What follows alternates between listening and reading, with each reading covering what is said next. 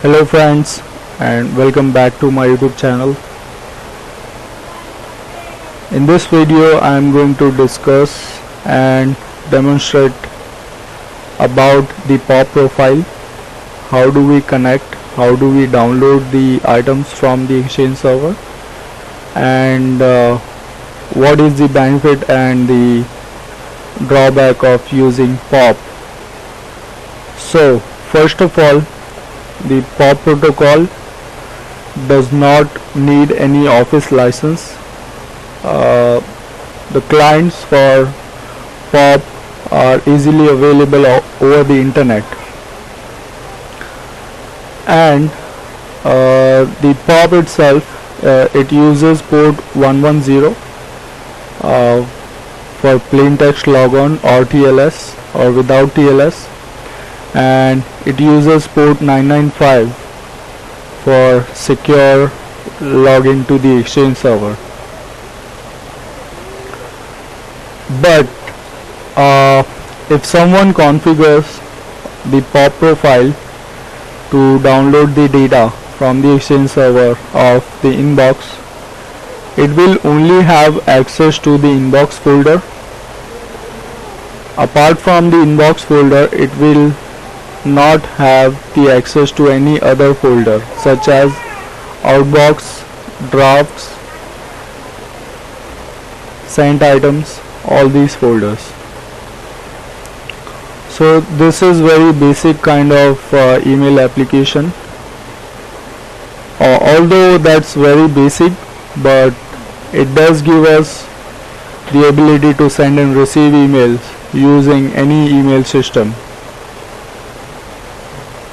So in order for us to configure the POP profile, we have two options.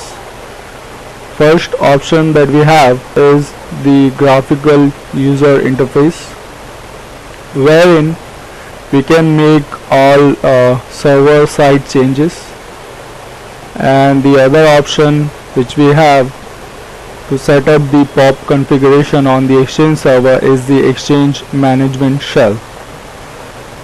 In this demonstration, first I will set up the POP profile using the graphical user interface option, and in the end I will take you guys through the settings that we have made on the Exchange server using the shell.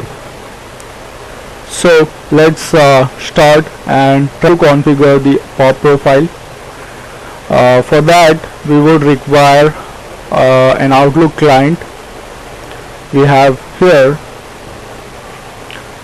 this Outlook client. We'll use it to configure the POP profile, but before we do that, let's go to the property of the POP settings from the Exchange side. So in order for us to reach the POP settings, we need to navigate the console to the server configuration, and then we have the client access. That's like a server type. The client access server will handle the requests for POP. So we click on the client access and we select this POP and IMAP tab, on which when we highlight this, we have these two options, POP and the IMAP. So we'll go to the POP properties as of now, as we are configuring the POP profile. This is the banner which we see when the client tries to authenticate with the server to get logged into the mailbox. This is the first thing that the client get in the response of the telnet, the server name space 110 command.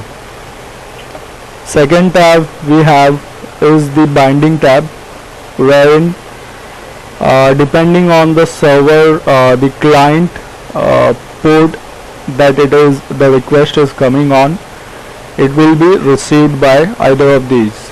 If the client is doing the plain text login, it will be handled by the port 110 bind, and if the client request is coming on port 995, it will be handled by these settings. As the description of these binding themselves say that specify the local IP addresses and port you want to use for an SSL connection. So basis these settings, any one server within the network can handle these requests. We can explicitly give an IP address so that all the connections that are coming on either of these ports are handled by them specifically. Third tab we have is the authentication tab, or else we can say like the logon method tab, wherein we can use any of these three. So as we will today configure the profile on 110, we'll use the plain text logon with basic authentication, no TLS. This one, the X509 certificate name, is the actual certificate name which has the service FQDN included. So if we go here,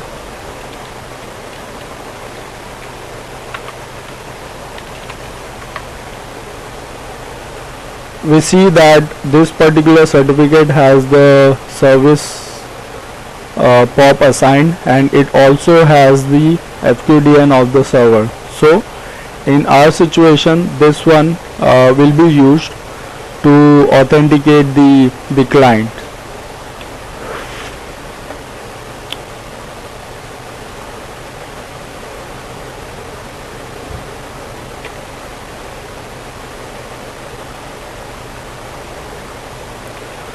Now let's go back to the property of the POP settings.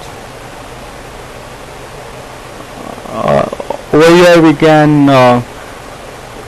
limit the connections that are coming on port 110, and for example, if the user logs in and does a telnet on port 110, and say for example if it does not give any input to the server till 6 seconds, it will be timed out. And once the session is authenticated, the user can remain logged in, be logged in till 1800 seconds.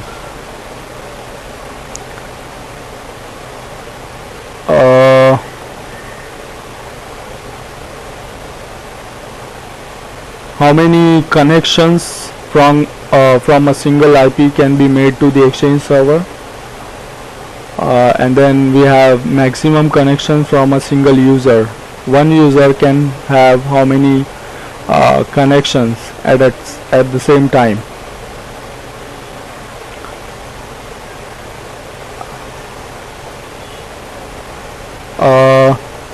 This comes into the picture whenever we have multiple servers that can answer the POP query or get the user logged into the mailbox. For now we only have one Exchange server, so this is not required. And these are some additional settings which we can refer and understand, what is the message retrieval limit, what would be the format, and some additional stuffs. So at this moment we can give it a try and try to configure the profile on client machine. Before that, we need to have a user that is trying to configure the POP profile and use the POP services. So for that one, I'm going to take this one, stock, Kenya stock. So let's go to the client and then go to the control panel.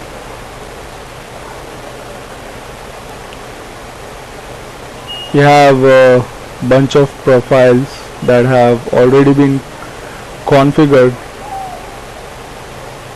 I'm going to remove them first and then add a new one.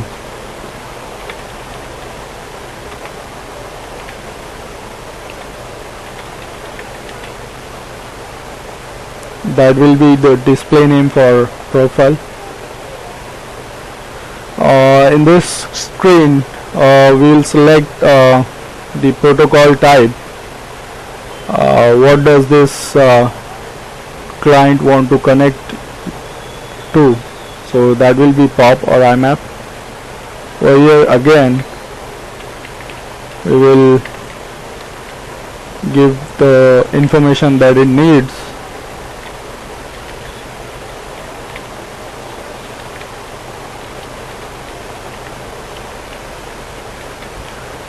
And then over here in incoming mail server as well as the outgoing mail server, we can use a different server as a incoming mail server and different server as a outgoing mail server.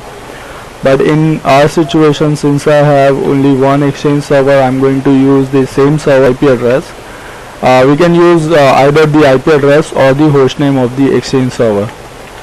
For now I'm going to use the IP address, and then I'll make sure to check this box. My outgoing server SMTP requires authentication, and then I will go ahead and click on test account to see if it completes. Oh, it does. Great. Now once I'm done with this, I'll quickly go ahead and test a couple of emails so that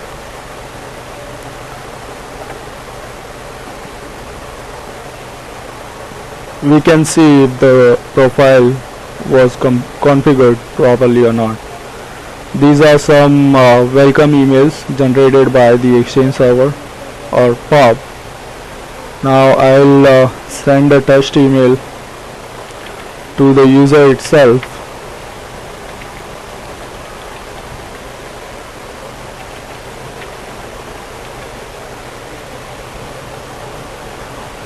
One of the disadvantages of using the POP profile is that it cannot use the Exchange server's global address list or the offline address book.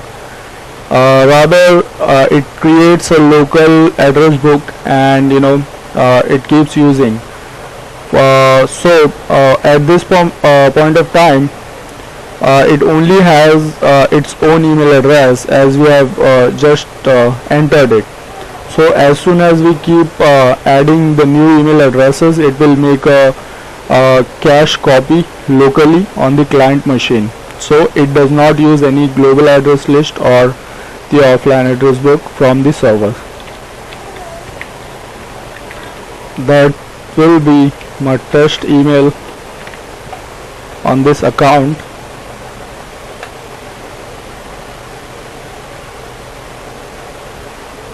I'll do a send receive. There it comes.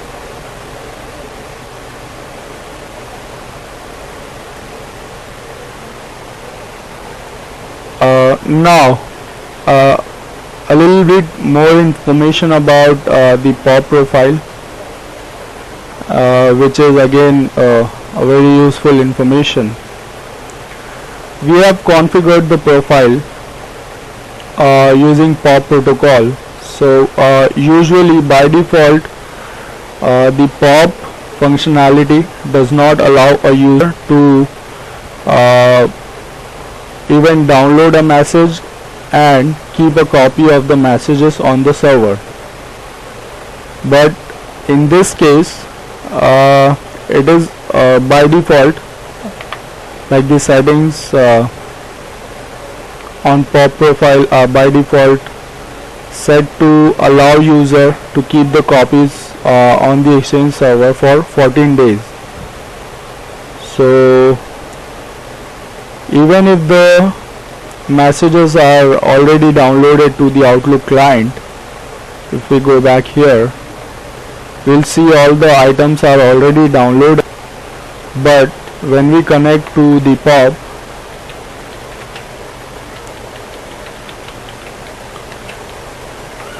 and authenticate the user,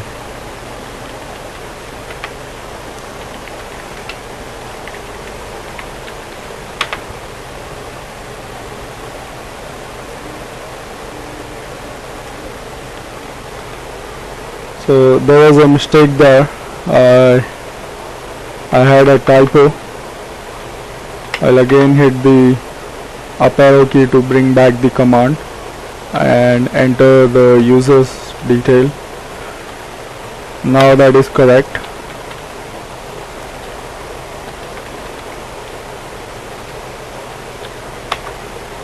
Now the user has been logged in successfully to the mailbox that it has on the Exchange server, and if we notice over here, it has 3 items in the inbox folder. So ideally, as per the POP protocol that we have, once the items from the inbox are downloaded locally to the client machine, they should go away. They should not be here anymore. But why they are still here? So let's check with that. So to check, we need to go back to the control panel, show profile, go to the property of the profile that we have configured, and then into more settings we have a tab called advanced, where we have this option called delivery that says leave a copy of the message on the server, remove from server after 14 days. So for 14 days a copy of the message can be left on the server. To check the functionality, I'm going to uncheck this option so that it does not leave any copy on the server after it downloads all the items from inbox.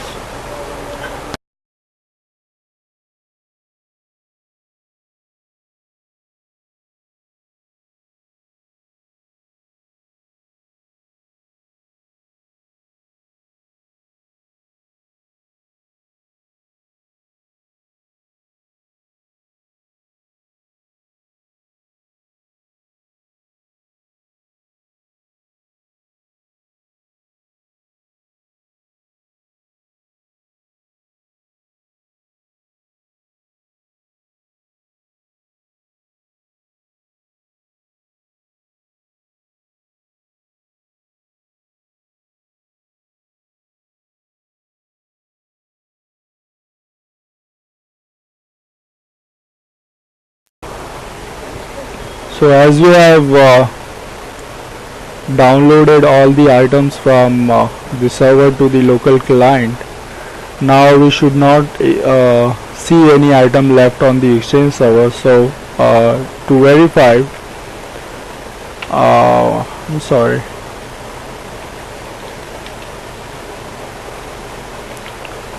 let's log in with the user's credentials.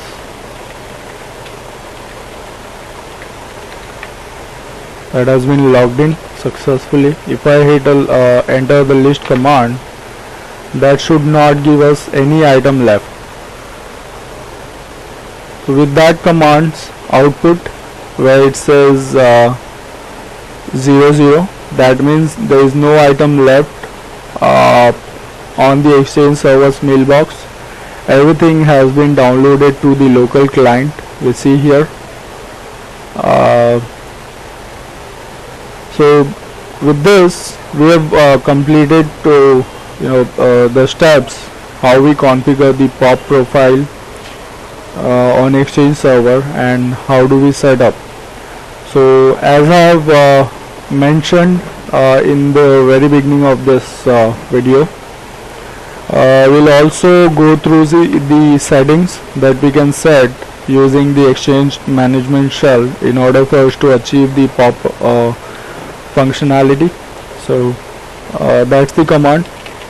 We add pipefl into that, and we see the internal connection settings are pointing to the FQDN of the Exchange server. The certificate name also resolves to the host name of the server, as this is a self-signed certificate that is currently being used. Self-signed means the Exchange server itself has created a certificate containing that FQDN, so that if any client tries to authenticate using this name, it can authenticate. That was the internal connection settings. Then we have the X500 certificate name over here, that resolves to the certificate name, or the one that has created the certificate. The other important property of the POP setting is the login type, which we have seen through the console also. This one is the banner which comes on very first window of POP properties here.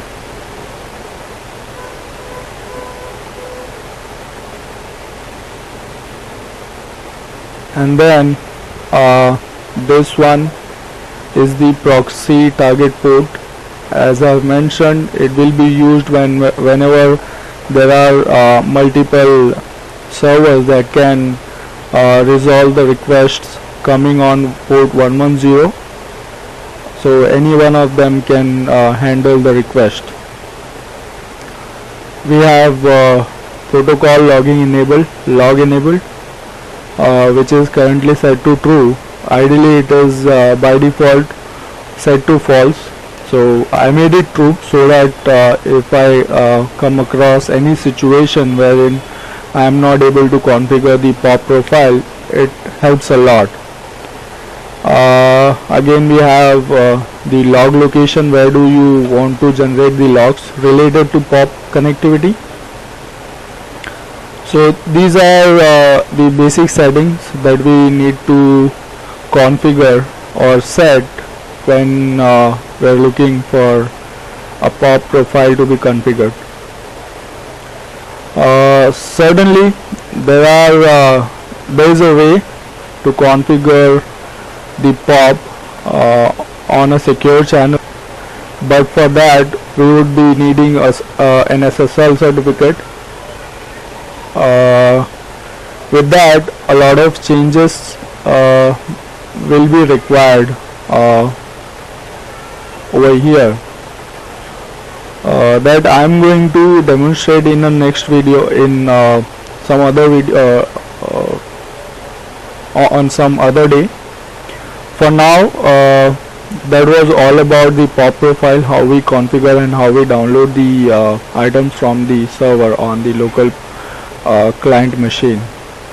If you guys have any suggestion, any feedback, you guys can share your valuable feedback and suggestions in the comment section below, and